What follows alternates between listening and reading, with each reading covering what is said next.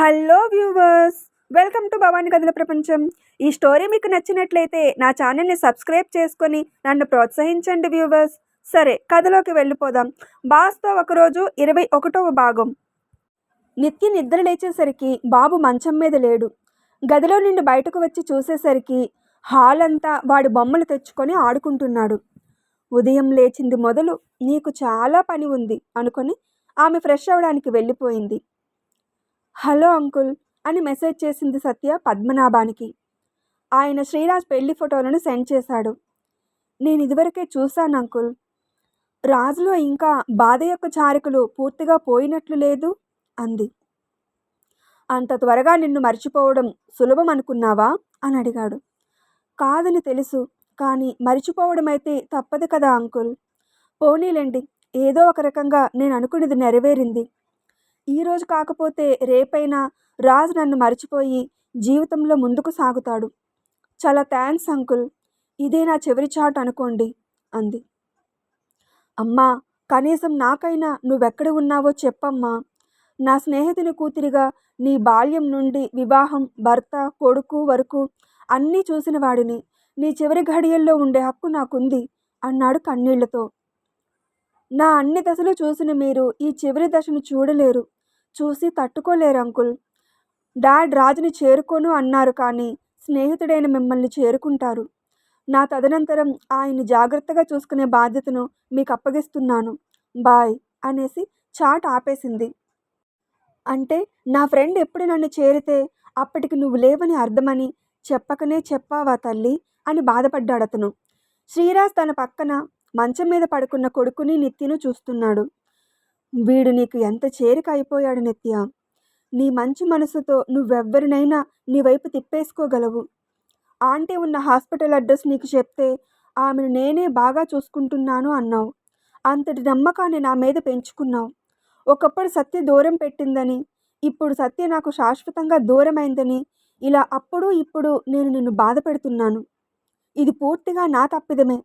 సత్య గురించిన నిజం తెలియకముందే నువ్వు నన్ను అంగీకరించావు. నిజం తెలిసాక సత్య ఆనందం కోసం వెంటనే పెళ్లి చేసుకుందాం అన్నావు. నీ అంత నిస్వార్థంగా ఎవరుంటారు అని అనుకొని ఆమెనే చూస్తూ నిద్రపోయాడు శ్రీరాజ్. హాస్పిటల్కి బాబుని ఎందుకు తీసుకెళ్లడం అని వాడు మధ్యాహ్నం భోజనం చేసి పడుకున్నాక సుందరమ్మకు అప్పగించి తల్లిని చూడడానికి రోజు హాస్పిటల్కి వెళ్ళి కొంత సమయం గడిపి శ్రీరాజ్ వచ్చేలోపు ఇంటికి వచ్చేస్తుంది నిత్య. శ్రీరాజ్ నిత్యతో బాగానే ఉంటున్నాడు, కానీ సత్య విషయం మర్చిపోలేక ఆమెతో ఒకటి కావడం లేదు. ఇంకా సత్య గురించే ఆలోచిస్తూ బాధపడుతున్నాడు. రాత్రి నిత్య ఆ గదిలోకి వచ్చేలోపే అతను బాబు పక్కన నిద్రపోతున్నాడు. నిత్య ఆ గదిలోకి వచ్చి తన స్థానంలో పడుకుంటుంది. సుందరమ్మ అదంతా గమనిస్తుంది. శ్రీరాజ్ ఆఫీస్ నుండి వస్తూనే, నిత్య త్వరగా నువ్వు బాబు రెడీ అవ్వండి, మనం ఈరోజు నా ఫ్రెండ్ మ్యారేజ్ రిసెప్షన్కి వెళ్తున్నాం అన్నాడు. బాబుని రెడీ చేసి నీతో పంపిస్తాను అంది నిర్లిప్తంగా. దాంతో నొసలు ముడుస్తూ, మరి నువ్వు అని అడిగాడు. ఆమె మౌనంగా ఉండడంతో, నాకు పెళ్ళి అయిందని తెలుసు, కానీ నా భార్య ఎలా ఉంటుందో చాలామందికి తెలియదు. ఎందుకంటే సత్య నేను పట్టుమని 1-2 ఫంక్షన్స్కి కూడా అటెండ్ అవ్వలేదు. నిన్ను నిత్య అనుకున్నా సత్య అనుకున్నా సమస్య లేదు కదా. మనం దొంగచాటుగా పెళ్లి చేసుకోలేదు, ఆర్భాటం లేకుండా రిజిస్టర్ మ్యారేజ్ చేసుకున్నాం. సో నువ్వు నా భార్యవే కదా. మరి నా భార్య బిడ్డతో బయటకు వెళ్ళడం తప్పు కాదు కదా. అనవసరమైన ఆలోచనలు చేయకుండా త్వరగా రెడీ అవ్వండి, నువ్వు చీర కట్టుకో అన్నాడు.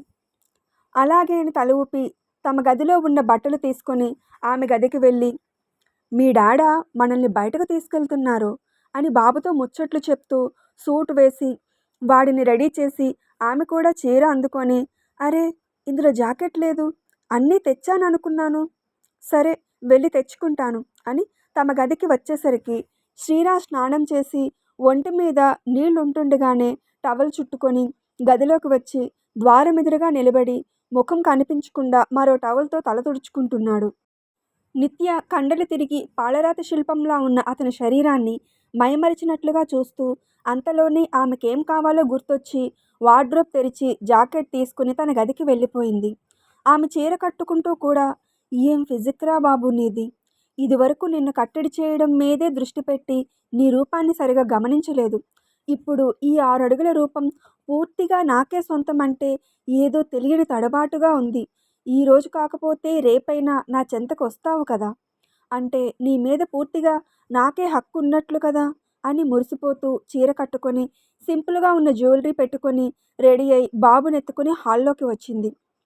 పెళ్లి కూతురిని చేసినప్పుడు, అలాగే పెళ్లిలో పట్టు చీరల్లో ఉన్న ఆమె అందం ఒకెత్తయితే, డిజైనర్ శారీలో లూజ్ హెయిర్‌తో ఉన్న ఆమెను చూసి రెప్పలు వేయడం మర్చిపోయాడు శ్రీరాజ్. అతని చూపుకి ఆమెకు గుండె జల్లుమన్నట్లుగా అయ్యింది. దాంతో వెళ్దామా శ్రీ అని మాటలు కదిపింది. అయినా కూడా ఆమె నుండి చూపు తిప్పడం లేదతను. అతని చూపు గుండెల్లో బాణాల్లా గుచ్చుకుంటున్నాయామెకు. బాబోయ్! ఏంట్రా ఆ చూపు? కోరిక తీర్చుకునేటప్పుడు కూడా ఇంత టెంప్టింగ్‌గా చూడలేదు నువ్వు అనుకొని ఆమె అడుగు ముందుకు పడడం లేదు. అప్పుడే శ్రీరాజ్ ఫోన్ మోగడంతో ఈ లోకంలోకి వచ్చినట్లుగా అయ్యి, నిత్య నుండి చూపుని మరల్చుకొని సుందరమ్మ వైపు తిరిగి, మాకు రావడానికి ఆలస్యమవుతుంది. నువ్వు తినేయమ్మా అని చెప్పి బయటకు కదిలాడు శ్రీరాజ్. అమ్మాయి పట్ల నీ ప్రేమ నా కంటికి తెలుస్తుంది కానీ మనసుకు చేరడం లేదు బాబు. మీరిద్దరూ కలిసి అన్ని రకాలుగా సంతోషంగా ఉండడం కూడా ముఖ్యమే అని అనుకుందామే. హోటల్లో రిసెప్షన్‌కి అటెండ్ అయ్యారు ముగ్గురు. డైస్ మీదకు వెళ్ళి గిఫ్ట్ ఇచ్చి విష్ చేసి ఫోటోలు దిగి కిందకు వచ్చేశారు. ఫంక్షన్‌లో జనం ఎక్కువగా ఉన్నారని నిత్య క్షణం కూడా బాబుని కిందకు దించడం లేదు. అయితే వాడికన్నా కాస్త పెద్ద పిల్లలు అటూ ఇటూ పరుగులు పెట్టి ఆడుతుంటే వాడు కూడా ఆడతానన్నట్లుగా ఆమె నుండి కిందకు జారుతున్నాడు. చుట్టూ కెమెరాలున్నాయి. బాబిక్కడే ఆడుకుంటాడు. కాసేపు కిందకు దించు అన్నాడు శ్రీరాజ్. సరే అని కిందకు దించింది. అంతే వాడు పక్క పిల్లలతో ఆటలో బిజీ అయిపోయాడు. బిజినెస్ ఫ్రెండ్ ఎదురైతే శ్రీరాజ్ పక్కకు వెళ్ళి మాట్లాడుతూ నిత్యనే చూస్తున్నాడు. ఆమె చూపు మాత్రం బాబు మీదే ఉంది. వాడాడుతూ కేరింతలు కొడుతుంటే ఆమె మురిసిపోతుంది. ఆటలో భాగంగా వాడు కింద పడినా వాడిని చీరప్ చేస్తూ ఏం కాలేదు, ఇంకా బాగా ఆడుకో అని మోటివేట్ చేస్తుంది. గాలికి ఎగురుతున్న కురులను చెవుల వెనక్కి సవరించుకుంటూ తేనెలూరే పెదవులను చిన్నగా వెడల్పు చేసి నవ్వుతున్న ఆమెను రెప్పలు వేయకుండా చూస్తూనే ఫ్రెండ్తో మాట్లాడుతున్నాడు శ్రీరాజ్. కాసేపటికి ముగ్గురు డిన్నర్ చేసి ఇంటికి బయలుదేరారు. బాగా ఆడేశాడేమో బాబు నిత్య ఒడిలోనే పడుకుండిపోయాడు. వాడిని మరింతగా తనకు అదుముకున్నట్లుగా చుట్టూ చేతులు వేసి ఆమె కూడా నిద్రలోకి జారుకుంది. ఇంటి దగ్గర కారు ఆగినా కూడా ఇద్దరూ నిద్ర లేవలేదు. దాంతో శ్రీరాజ్ ఆమె వైపు డోరు తెరిచి బాబుని తీసుకోబోతుంటే ఆమె బాబుని మరింత గట్టిగా పట్టుకుంటూ తుళ్ళిపడినట్లుగా లేచింది. ఎందుకంత కంగారు? నేను కూడా బాబుని తీసుకోకూడదా అని కావాలనే అడిగాడు. సారీ, నా ఉద్దేశం అది కాదు. అంటే నిద్ర పట్టేసింది. దాంతో నువ్వని గమనించలేదు అంటూ బాబుని ఎత్తుకునే కారు దిగి ఇంట్లోకి వచ్చి నువ్వు తిన్నావా ఆంటీ అని సుందరమ్మని అడిగి తెలుసుకొని తమ గదికి వెళ్ళి బాబు ఒంటి మీద ఉన్న సూట్ తీసేసి నార్మల్ బట్టలు వేసి వాడి స్థానంలో సరిగా పడుకోబెట్టి ఆమె కూడా ఫ్రెష్ అయి జగ్గింగ్ టీషర్ట్ వేసుకొని బాబు పక్కన చేరబడింది. కారు పార్క్ చేసి వచ్చి శ్రీరాజ్ కూడా ఫ్రెష్ అయి ఆ ఇద్దరి పక్కన చేరి పడుకోవడానికి కళ్ళు మూసుకున్నాడు. నిత్య అతన్ని చూసి నువ్వు సాయంత్రమంతా నన్ను చూసిన చూపుకి నా గుండె వేగం పెరిగిపోయింది తెలుసా? నీకు నేనంటే ఇష్టం ఉన్నా దగ్గర కాలేకపోతున్నావు. నాకు కూడా అది సమస్య కాదు అనుకుని అతన్నే చూస్తూ నిద్రలోకి జారుకుంది. చిన్నగా తెరిచి ఉన్న వీళ్ల గది తలుపుకి అవతల ఉన్న సుందరమ్మ వీళ్ళని గమనించి చిన్నగా నిట్టూర్చి హాల్లోకి వెళ్ళిపోయింది. ఇంతకాలం ఈరోజు కాకపోతే రేపైనా మీరొకటవుతారు అనుకున్నాను. పెళ్ళి అయ్యి ఇన్ని రోజులైనా మీరింకా ఏకం కాలేదు. ఈరోజు అమ్మాయి పట్ల నీ చూపు చూసి ఈరోజైనా ముందడుగు వేస్తావనుకున్నాను. కానీ నీ మనసు సత్యమ్మ దగ్గరే తిరుగుతుంది. ఆమె పరిస్థితి గురించి, ఆమెకు నువ్వు దూరమైన తీరు గురించే బాధపడుతూ నిత్యమ్మతో సరిగా ఉండడం లేదు. తర్వాత ఎప్పుడూ మీ మనసులు కుదుటపడి కలుస్తారేమో కానీ ఇదివరకే ఏకమైన మీరు పెళ్లి తర్వాత అన్ని రకాలుగా సంతోషంగా ఉండడం కూడా సత్యమ్మ కోరికే. నేను ఆమె కోరికను పూర్తి చేస్తాను అనుకుంది. మరునాడు డిన్నర్ ప్రిపేర్ చేస్తూ అప్పటి వరకు కిచెన్లో ఉన్న నిత్య శ్రీరాజ్ని భోజనానికి పిలవడానికి గదిలోకి వెళ్ళగానే సుందరమ్మ తన చెంగులో నుండి ఏదో తీసి కూరలో కలపబోయింది. ఏం చేస్తున్నావా ఆంటీ అని అడిగింది నిత్య అక్కడికొచ్చి. అది అమ్మా అని ఏదో చెప్పబోతుంటే మీరేం చెప్పద్దు, అదేంటో నాకు తెలుసు. ఇలా మళ్ళీ ఏ ప్రయత్నాలు చేయొద్దు. అతను నన్ను ఇష్టంగానే పెళ్లి చేసుకున్నారు. అయితే అతని బాధలో న్యాయం ఉంది. ఇప్పుడు మేం కలవనంత మాత్రాన ఏం నష్టం లేదు. అతని ఇష్టంతో నాతో ఏకమవ్వాలి కానీ ఇలా మందు ప్రభావంతో కాదు. ఆ పర్వం ముగిసిపోయింది. ఇంకా వద్దు. అతని భార్యగా నలుగురిలో నాకు గౌరవం ఇప్పిస్తున్నారు. అతను నన్ను ప్రేమిస్తున్నారు. నాకా ప్రేమ చాలు. పెళ్ళి అనగానే కలయికే ముఖ్యం కాదు. మనసులు కలవాలి. ఆ సంగమం, అలాగే నువ్వనుకునే సంగమం మా మధ్య ఎప్పుడో జరిగిపోయింది. మాకు శ్రీరామ్ ఉన్నాడు. నాకే లోటు లేదు. నువ్వు మళ్ళీ ఇలాంటి పని చేయొద్దు. ఇప్పటికే ఇలా ఎన్నోసార్లు మందిచ్చారని తెలిసి అతని ఆరోగ్యం మీద ఏ చెడు ప్రభావం చూపకూడదని నేను బెంగపడుతుంటే నువ్వు మళ్ళీ మొదలు పెట్టకు. ఇలా మాట్లాడారని తప్పుగా అనుకోకు అనేసి శ్రీరాజ్కి వడ్డించడానికి కూర తీసుకెళ్ళిపోయింది. నిత్య పడుకోవడానికి గదిలోకి వచ్చేసరికి మంచం మీద శ్రీరాజ్ లేడు. బాబు పడిపోకుండా చుట్టూ తలగడలు పెట్టి ఉంది. దాంతో ఆమె పడుకోవడానికి ఒకవైపు తలగడలు తీయబోతుంటే శ్రీరాజ్ ఆ గదిలోకి వచ్చి నిత్యని చేతుల్లోకి ఎత్తుకున్నాడు. అయ్యో ఏంటిది శ్రీ, నన్ను కిందకు దించు. దించుతాను కానీ ఇక్కడ కాదు అని చెప్పి ఆమె గదిలోకి తీసుకెళ్లి మంచం మీద దించి ఆమె అతని వంక అనుమానంగా చూస్తుంటే ముసిముసిగా నవ్వుతూ ఆమె మీదకు వాలి ఆశగా పెదవులను అందుకొని ఇష్టంగా ముద్దాడుతున్నాడు. ఈ పరిణామానికి ఎలా స్పందించాలో తెలియక ఆమె సతమతమవుతూ అతన్ని దూరం నెట్టి ఏం చేస్తున్నావు అని అడిగింది. ప్రతి భర్త తన భార్యతో ఏం చేస్తాడో అదే చేస్తున్నాను అంటూ ఆమె టీషర్ట్ మీద నుండే ఆమె ఎత్తులను తాకబోయాడు. అతని చేతులను విసిరికొట్టి మంచం మీదే అతనికి కాస్త దూరం జరిగి సుందరమ్మ నీకు జ్యూస్ లేదా వాటర్ ఇలా ఏదైనా ఇచ్చిందా అని కోపంగా అడిగింది. దాంతో పకపకా నవ్వాడు. ఎందుకలా నవ్వుతున్నాడు అని ఆమె అయోమయంగా చూస్తుంటే కాళ్ళు పట్టి ఆమెను అతని కిందకు లాక్కొని మళ్ళీ ఆమె శరీరాన్ని తాకుతున్నాడు. నడుంని చేరిన చేతులను పైపైకి పోనిస్తూ ఆమెకు సమాధానం చెప్పకుండా చేతులు పెంచుతుంటే ఆమె అతని గుండెల మీద చేతులు అడ్డుపెట్టి దూరం నెడుతూ వదులు అని చిన్నగా అరుస్తుంది. అయినా అతను ఆగడం లేదని ఆమెలో కోపం పెరిగి ప్రేమతో నాలో కలిసిపోతాను అంటే ఒప్పుకుంటాను కానీ ఇలా మందుల ప్రభావంతో సంగమిస్తాను అంటే అది నాకు సమ్మతం కాదు. ఇప్పటి వరకు అదే జరిగింది. ఇక మీదట కూడా అదే జరుగుతుంది అంటే అది నాకు అస్సలు ఇష్టం లేదు అంది. ఆమె మాటలకు ఆమె కళ్ళల్లోకి సూటిగా చూస్తూ సుందరమ్మ నాకు ఏ ఆహారం ఇవ్వలేదు అన్నాడు. మరి సడన్గా ఎందుకులా ప్రవర్తిస్తున్నావు అన్నట్లుగా చూస్తుంటే నేను మీ ఇద్దరి మాటలు విన్నాను. సత్య ఆఖరి కోరిక అని నిన్ను పెళ్లి చేసుకున్నాను. లేదంటే సత్య కోరిక నెరవేరకుండానే ప్రాణం విడిచేది. ఇప్పుడు ఆమె చివరి దశలో ఉన్నా కూడా మన పెళ్లి విషయంగా సంతోషంగా ఉండే ఉంటుంది. అయితే సత్యను అర్థం చేసుకోలేదనే బాధలో నిన్ను పట్టించుకోలేదు. అయినా నువ్వు నన్ను అర్థం చేసుకున్నావు. ఇంకా నిన్ను దూరం పెట్టడం సరికాదనిపించింది. అందుకే మనదైన జీవితాన్ని జీవించడానికి తిరిగి మన ప్రణయ ప్రయాణాన్ని నీ మీద ఉన్న ఇష్టంతో మొదలు పెట్టాలనుకుంటున్నాను అన్నాడు. అతని మాటలు వినగానే ఆమె వదనం ఆనందంతో విప్పారింది. కళ్ళల్లో నుండి నీళ్లు జారిపోతుండగా వెంటనే ఇష్టంగా బలంగా అతన్ని హత్తుకుంది. అతను కూడా ఆమెను తన బలమైన బాహువుల్లోకి మరింతగా అదుముకుంటున్నాడు. నువ్వలా మూడిగా ఉంటుంటే నాకు ప్రాణం పోతున్నట్లుగా ఉండేది. ఇప్పుడే నాకు ప్రాణం తిరిగి వచ్చినట్లుగా అనిపిస్తుంది.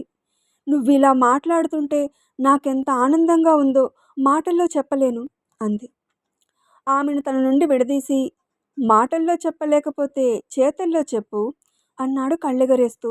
దాంతో అతని వంక ఇష్టంగా చూస్తూ పెదవులను అందుకుంది. ఆమె ఆహ్వానం అతన్ని మరింత ఉద్రేకపరిచింది. దాంతో ఆమె పెడుతున్న ముద్దుని మరింత గాఢంగా మార్చినట్లు ఆమె వదనాన్ని చేతుల్లోకి తీసుకుని ఆమె పై పెదవిని కింది పెదవిని మార్చి మార్చి ముద్దాడుతూ ఆమె పెదవులను పూర్తిగా తన పెదవుల కింద నలిపేస్తున్నాడు. ఆమెను ఎంతలా కోరుకుంటున్నాడో తెలిసేలా ముద్దాడి పెదవులను వదిలి వదనాన్ని ఇంచు ముద్దుల్లో ముంచెత్తుతున్నాడు. ఆమె మెడవంపులోకి చేరి ముద్దాడుతూ 1-2 చోట్ల పంటిగాట్లు పెట్టాడు. అప్పటి వరకు పరవశంలో మునిగిన ఆమె చిన్నగా అరిచి ఏంటిది శ్రీ అంది. లవ్ బైట్స్ ఏం నీకు తెలియదా అని తమకంగా అని ఒకప్పుడు నీ ఒళ్ళంతా లవ్ బైట్స్ పెట్టాను మర్చిపోయావా అని అడిగాడు. అయ్యో కర్మ అని తలకొట్టుకుని నువ్వంటే ఆఫీస్‌కి వెళ్ళిపోతావు. నేను ఇంట్లోనే ఉంటాను. ఆంటీ వీటిని చూస్తే ఏమనుకుంటారు అని అడిగి, అందుకే లవ్ బైట్స్ వద్దు, ఎనిమీ బైట్స్ వద్దు అంది. సరేలే ప్రయత్నిస్తాను అనేసి ఆమె శరీరాన్ని మునివేళ్లతో తాకుతూ, ముద్దు ముద్రలు వేస్తూ, ఇద్దరి మధ్య అడ్డులను తొలగించి ఆమె ఎత్తులపై యుద్ధాన్ని ప్రకటించాడు.